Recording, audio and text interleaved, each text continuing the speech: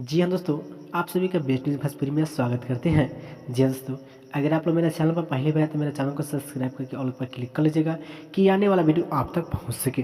तो चलिए दोस्तों, बातचीत करते हैं सॉन्ग का टाइटल क्या है और कब तक करेंगे ये सॉन्ग को रिलीज और इस सॉन्ग को लिखे किसने है। चलिए बातचीत करेंगे।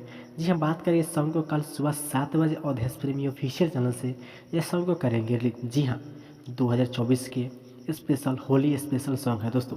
जी हाँ, चलिए बात करते हैं सॉन्ग का टाइटल क्या है और यह सॉन्ग को लिखे किसने है। यह सॉन्ग को लिखे हैं झल्कू झमेला। जी हाँ, झल्कू झमेला जी ये सॉन्ग को लिखे हैं। जी हाँ, सॉन्ग का टाइटल है बैगन के टूट गई डंडी। जी हाँ दोस्तों, बैगन के टूट गई डंडी जो कि सॉन्ग का टाइटल बताया जा रहा है दोस्तों। जी हाँ, 2024 के स्पेशल होली सॉन्ग आप सबके बीच कल सुबह अवधेश प्रेमी ऑफिशियल चैनल से सुनने के मिलेगा। जी हाँ दोस्तों, कल सुबह 29 फरवरी 7 बजे सुबह।